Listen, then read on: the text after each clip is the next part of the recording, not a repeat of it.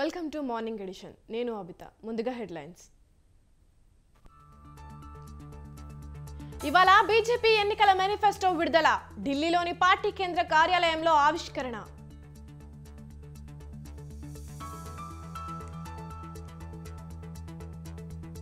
నేడు టీ కాంగ్రెస్ నేతలతో కేసీ వేణుగోపాల్ సమావేశం. పార్లమెంటు ఎన్నికల్లో అనుసరించాల్సిన వ్యూహంపై చర్చ.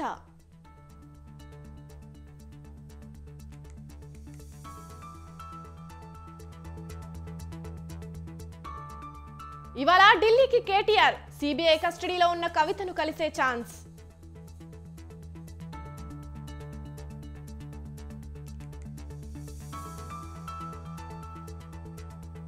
గుడివాడలో జరగాల్సిన మేమంతా సిద్ధం బస్సు యాత్ర వాయిదా.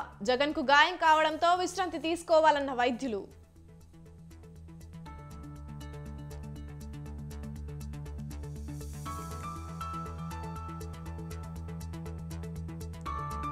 కొనసాగుతున్న చంద్రబాబు ఎన్నికల ప్రచారం. నేడు పాయకరావుపేట, చోడవరం, గాజువాకలో సభలు.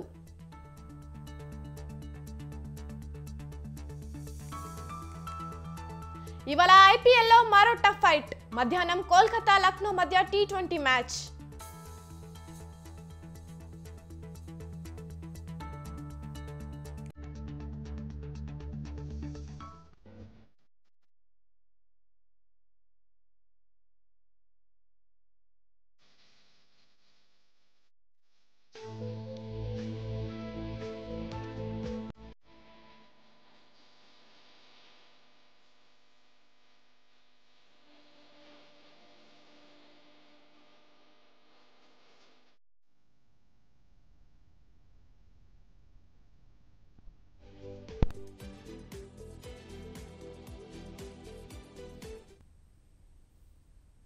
విజయవాడలో సీఎం జగన్ పై జరిగిన రాళ్లదాడి రాష్ట్ర వ్యాప్తంగా సంచలనంగా అయింది.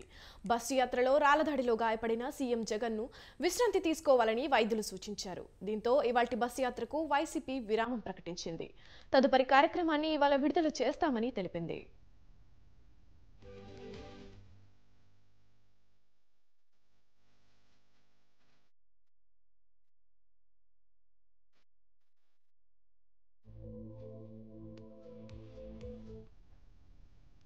విజయవాడలో మేమంతా సిద్ధం బస్సు యాత్ర నిర్వహిస్తున్న సీఎం జగన్ పై గుర్తు తెలియని వ్యక్తి రాయి విసరడంతో సీఎం ఎడమ కంటిపైన గాయమైంది. ఈ దాడి అనంతరం ముఖ్యమంత్రికి ఆయన బస్సులోని వైద్యులు ప్రాథమిక చికిత్స చేశారు. తర్వాత ప్రచారాన్ని సీఎం కొనసాగించారు.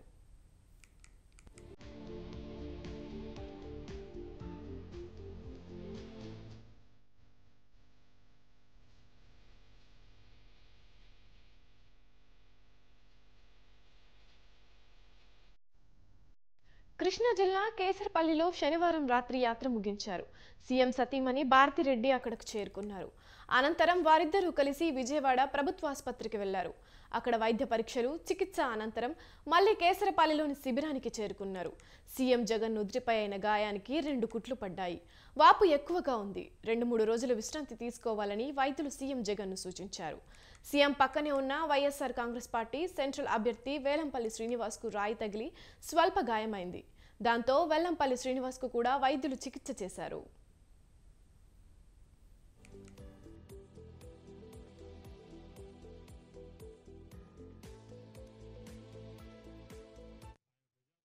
సాధారణంగా సీఎం పర్యటన సాగే ప్రాంతంలో విద్యుత్ సరఫరాకు అంతరాయం లేకుండా ముందే చూసుకుంటారు. రాత్రివేళ నివాసానికి అతి సమీపంలోని ఓ ప్రైవేటు స్కూల్ వద్ద యాత్ర సాగుతుండగా ఈ ఘటన జరిగింది. అప్పుడు ఆ ప్రాంతంలో విద్యుత్ సరఫరా లేదు. భారీ భద్రతా వలంలో ఉండే సీఎం పైకి రాయి విసిరి గాయం చేయగలిగారంటే భద్రతా పరంగా పోలీసులు ఎంత ఘోరంగా విఫలమయ్యారో అర్థమవుతోందని పలువురు విమర్శిస్తున్నారు. ప్రోటోకాల్ పరంగా రాష్ట్రంలో మొదటి స్థానంలో ఉన్న సీఎంపై దాడి జరగడం ఘోర భద్రతా వైఫల్యంగా భావిస్తున్నారు.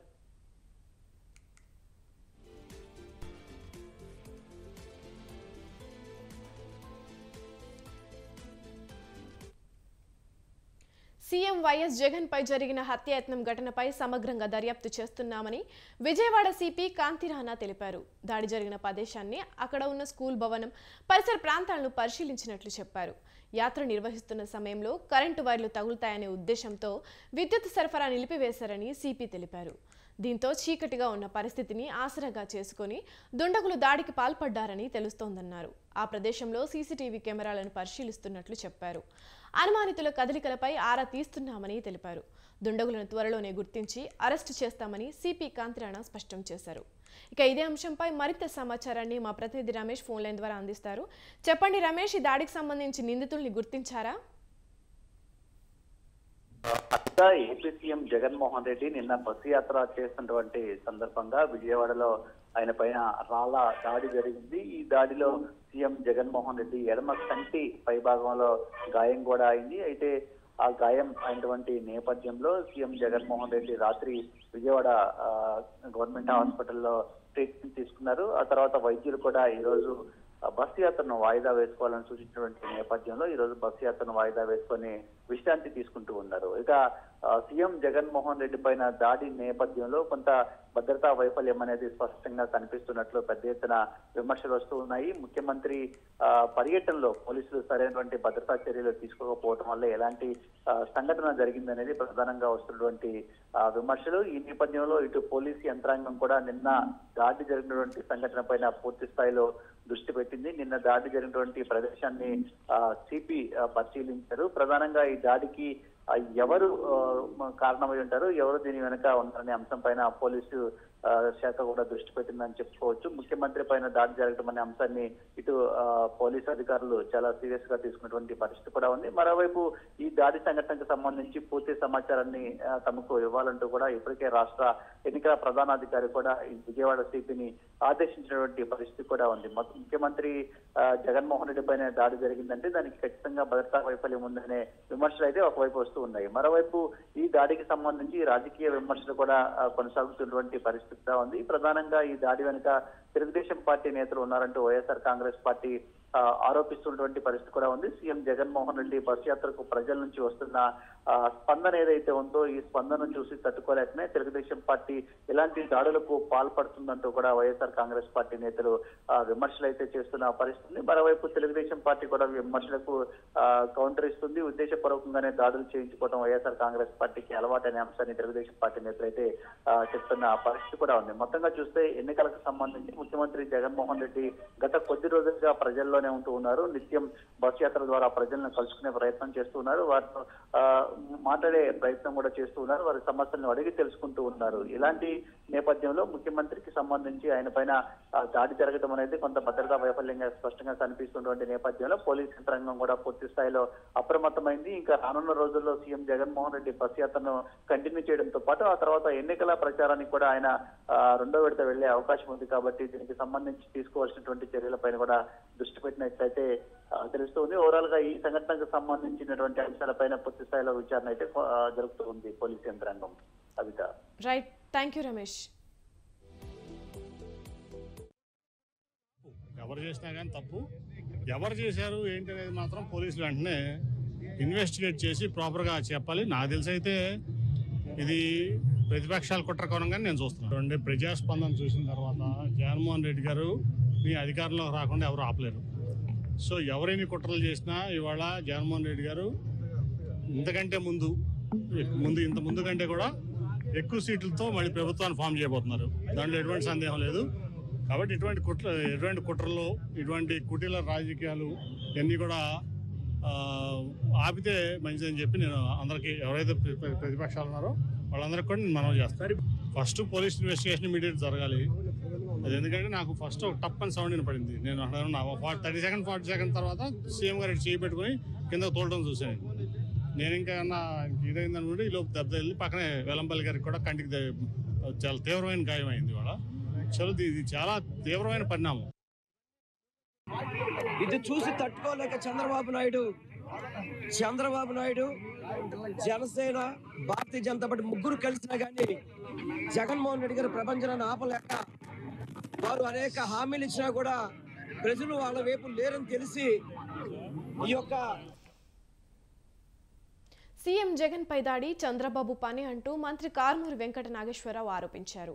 జగన్ పై జరిగిన దాడిని నిరసనగా పశ్చిమ గోదావరి జిల్లా నరేంద్ర సెంటర్ వద్ద కారుమూరి సమక్షంలో వైసీపీ నాయకులు నిరసన చేశారు. వైసీపీ బస్సు యాత్ర, సిద్ధం సభలకు ప్రజల నుంచి వస్తున్న స్పందన చూసి చంద్రబాబు ఓర్వలేక ఈ దాడులకు తెరతీశాడని విమర్శించారు. జగన్ కనుసైగ చేస్తే చంద్రబాబు ప్రజాగలం జరుగుతుందా అని ప్రశ్నించారు. దెబ్బ తగిలినా లెక్క చేయకుండా బస్సు యాత్రను కొనసాగిస్తున్న జగన్కు ప్రజాబలం, భగవంతుడి ఆశీస్సులు మెండుగా ఉన్నాయన్నారు. దాడులతో రాజకీయాలు చేస్తున్న చంద్రబాబుకు రానున్న రోజుల్లో ప్రజలే తగిన బుద్ధి చెప్తారని మంత్రి హెచ్చరించారు.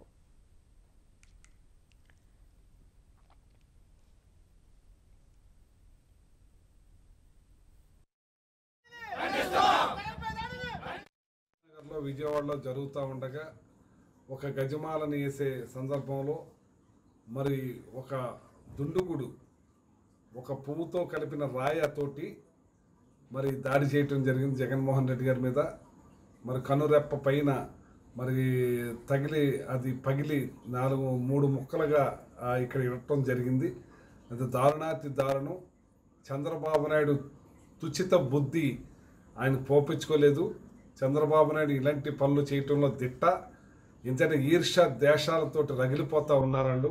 ఇట్లాంటి కుతంత్రాలు కూడా పనితే దేవుడు మిమ్మల్ని క్షమించడు.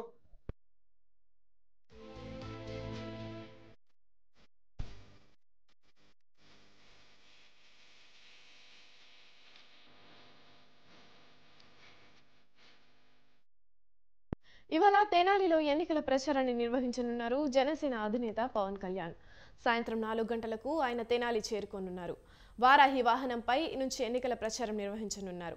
పవన్ ప్రచారంలో గుంటూరు, బాపట్ల, ప్రకాశం, పల్నాడు జిల్లాల నుంచి పెద్ద సంఖ్యలో అభిమానులు, కార్యకర్తలు పాల్గొనున్నారు.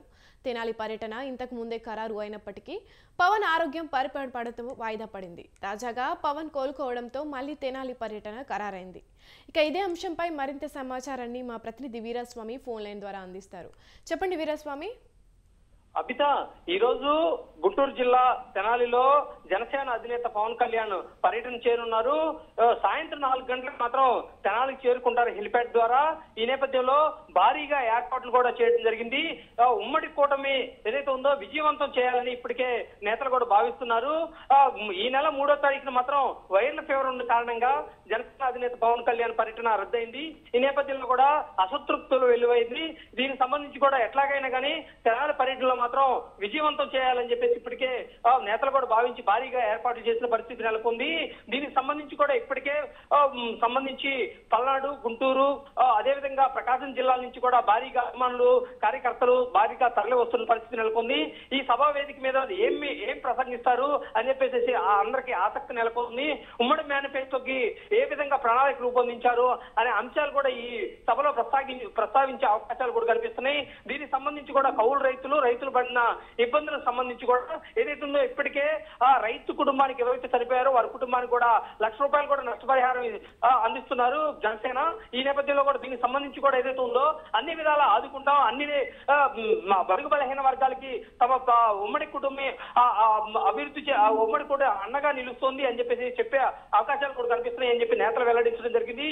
ఈ సభ ప్రసంగంలో ఏ విధంగా మాట్లాడతారు, ఏ విధంగా ప్రసంగించబోతున్నారు, ఏం మాట్లాడతారు అనేది అందరిలో ఆసక్తి నెలకొందని చెప్పుకోవాల్సిన పరిస్థితి నెలకొంది. ఉమ్మడి గుంటూరు జిల్లాలో మాత్రం పర్యటనలు జరుగుతున్నాయి. దాదాపు సీఎం జగన్మోహన్ రెడ్డి మొన్నటి వల్ల పర్యటనలు చేస్తే తర్వాత వెంటనే తాడికొండలోను, పత్తిపాడులోను మాజీ ముఖ్యమంత్రి చంద్రబాబు నాయుడు పర్యటన చేశారు. అనంతరం వెంటనే జనసేన అధినేత పవన్ కళ్యాణ్ పర్యటన మాత్రం నెలకొంది. ఈ నేపథ్యంలో చూసుకున్నట్టు మాత్రం అన్ని పార్టీల నేతలు కూడా ఇక్కడ దృష్టి సారించారని చెప్పుకోవాల్సిన పరిస్థితి నెలకొంది. ఉమ్మడి గుంటూరు జిల్లాలో కేవలం ఒకే ఒక్క చోట జనసేన పోటీ చేస్తుంది. అక్కడ పోటీ చేసి అసెంబ్లీలో నియోజకవర్గాలు ఎలాగైనా గెలుచుకోవాలని, అక్కడ విజయ కేంద్రం ఎగరవేయాలని జనసేన కూడా భావిస్తుంది. దీనికి సంబంధించి కూడా ఇప్పటికే ఆలపాటి రాజీ అక్కడ అసంతృప్తిగా ఉన్నారు. గతంలో కూడా వేదిక మీద కూడా వచ్చిన పరిస్థితి కొన్ని సందర్భాల్లో కూడా దూరంగా ఉన్నట్లు తెలుస్తుంది. దీనికి సంబంధించి కూడా అతను బతికించినట్లు తెలుస్తుంది. ఈ సభను సక్సెస్ చేయాలని చెప్పి నేతలు కూడా భావిస్తున్నారు. ఇప్పటికి మాత్రం ఇక్కడికి వారాహి వాహనం మీద చెంచుపేట రైల్వే ఫ్లైఓవర్ బ్రిడ్జి మీదుగా మహాత్మా గాంధీ మున్సిపల్ మార్కెట్ వద్దకు సాయంత్రం పూట 6 గంటలకు చేరుకుంటే ఆ సభలో ఏం ప్రసంగిస్తారని చెప్పేసి అందరూ ఆసక్తిగా చూస్తున్నారు. అదేవిధంగా చూసుకున్నట్టు మాత్రం రాత్రి సీఎం జగన్మోహన్ రెడ్డి మీద ఒక దాడి జరిగింది కాబట్టి దాడికి సంబంధించి కూడా ఇప్పటికే ప్రధాని మోడీ కూడా దీని మీద కూడా ఖండించడం జరిగింది. దీనికి సంబంధించి కూడా ఈ సభలో ఏం ప్రసంగిస్తారు అని చెప్పేసి ఆసక్తి నెలకొన్న పరిస్థితులు నెలకొన్నాయి. ఎప్పటికో చూసుకుంటే మాత్రం కొంతమంది కూడా టీడీపీ ఒకవైపు నుంచి దీని మీద విమర్శలు చేస్తుంటే జనసేన నుంచి కూడా ఇంతవరకు స్టేట్మెంట్ ఎలాంటి స్టేట్మెంట్ కూడా రాలేదు. సాయంత్రం పూట దీనికి సంబంధించి కూడా ప్రసంగించే అవకాశాలు కూడా ఉన్నాయని చెప్పేసి జనసేన నేతలు వెల్లడించిన పరిస్థితి నెలకొంది. అదేవిధంగా చూసుకుంటే మాత్రం వైసీపీ కూడా టీడీపీకి సంబంధించి వైసీపీ కూడా కౌంటర్లు కూడా మొదలెట్టడం మొదలైంది. Abitha. Right, thank you Veeraswamy.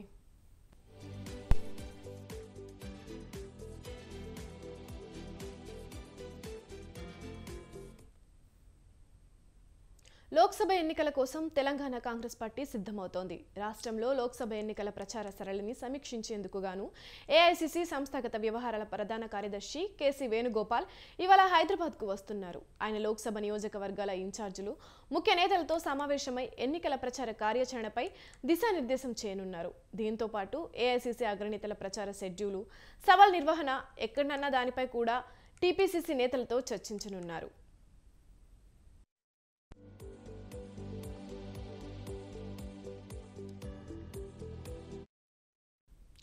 మరోవైపు సీఎం రేవంత్ రెడ్డి లోక్సభ ఎన్నికల కోసం తన ప్రచార షెడ్యూల్ను రూపొందించుకుంటున్నారు.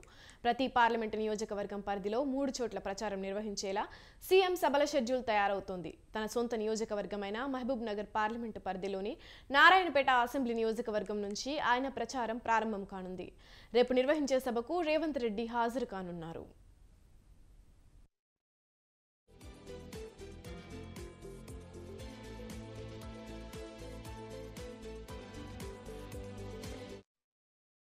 అసెంబ్లీ నియోజకవర్గాల్లో సన్నాహక భేటీలు నిర్వహిస్తోంది టీపీసీసీ.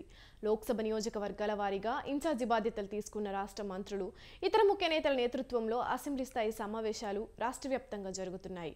ఈ సమావేశాలను ఈ నెల 20 లోపు ముగించాలని టీపీసీసీ నిర్ణయించింది. ఇక ఇదే అంశంపై మా bureau chief Naresh phone line ద్వారా అందిస్తారు. చెప్పండి నరేష్, దీనిపై ఉన్న అప్డేట్స్. లోక్సభ ఎన్నికల పోలింగ్ తేదీ సమీపిస్తుండటంతో కాంగ్రెస్ పార్టీ ప్రచారంలో వేగం పెంచింది. ఈ నెల 18 నుంచి నామినేషన్ల పర్వం ప్రారంభం అవుతుంది.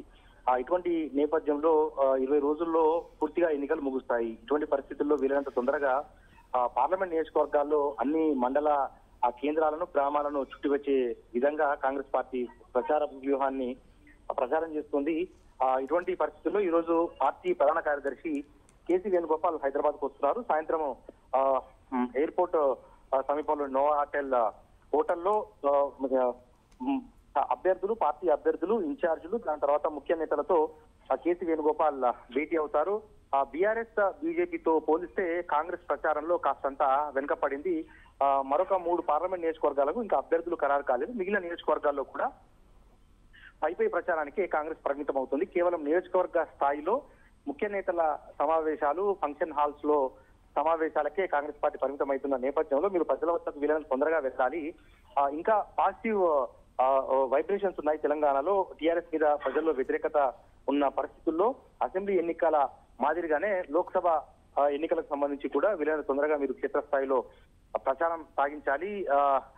ప్రతి ఓటర్ను అభ్యర్థులు రీచ్ అయ్యే విధంగా మీరు ప్రచార కార్యక్రమాలను రూపొందించుకోవాల్సి ఉంటుంది అని కేసీ వేణుగోపాల్ దిశానిర్దేశం చేశారు. దాంతో పాటు దేశవ్యాప్తంగా ఏ ఎజెండాను కాంగ్రెస్ పార్టీ తీసుకుని ప్రజల్లోకి వెళ్తుంది, అదే ఎజెండాను తెలంగాణలో కూడా తీసుకుని వెళ్లే విధంగా కాంగ్రెస్ పార్టీ ఒక ప్రచార వ్యూహాన్ని రూపొందించుకోవాలి. దాంతో పాటు అగ్రనేతలు ప్రియాంక గాంధీ, రాహుల్ గాంధీ, మల్లికార్జున ఖర్గే, సోనియా గాంధీ ఇటువంటి అగ్ర నేతల షెడ్యూల్ సైతం ఈ సమావేశంలోనే కాంగ్రెస్ పార్టీ ఖరారు చేసే అవకాశాలు కనిపిస్తా ఉన్నాయి. దీంతో పాటు పిసిసి చీఫ్ గా ముఖ్యమంత్రి రేవంత్ రెడ్డి పదే చెప్తున్నారు, ఈ 120 రోజుల రాష్ట్ర ప్రభుత్వ పాలనే గీటురాయిగా రెఫరెండంగా మేము ఎన్నికలు వెళ్తున్నామని చెప్తున్న నేపథ్యంలో ఒక స్టార్ క్యాంపెయినర్ గా PCC chief CM Revanth Reddy ఎన్నికల ప్రచారాన్ని ముందుండి నడిపించనున్నారు.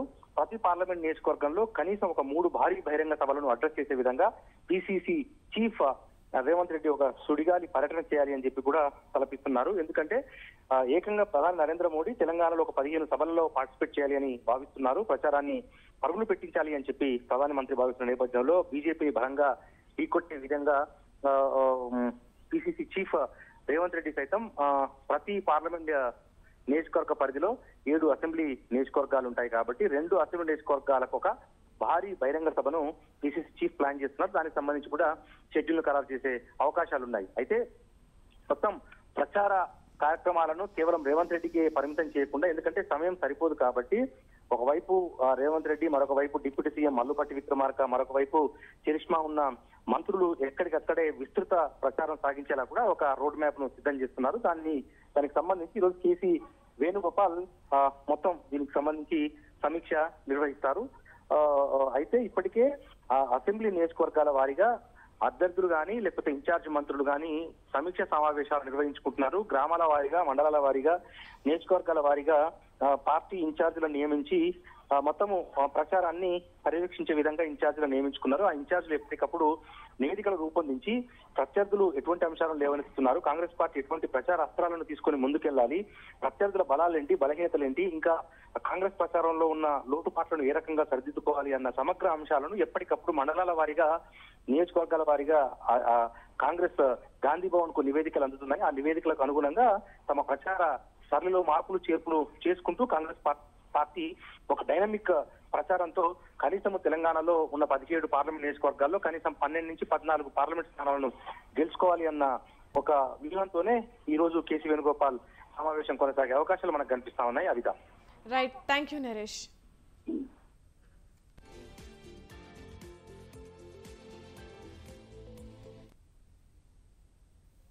ఇది ఇవాల్టి మార్నింగ్ ఎడిషన్. చూస్తూనే ఉండండి స్వతంత్ర న్యూస్.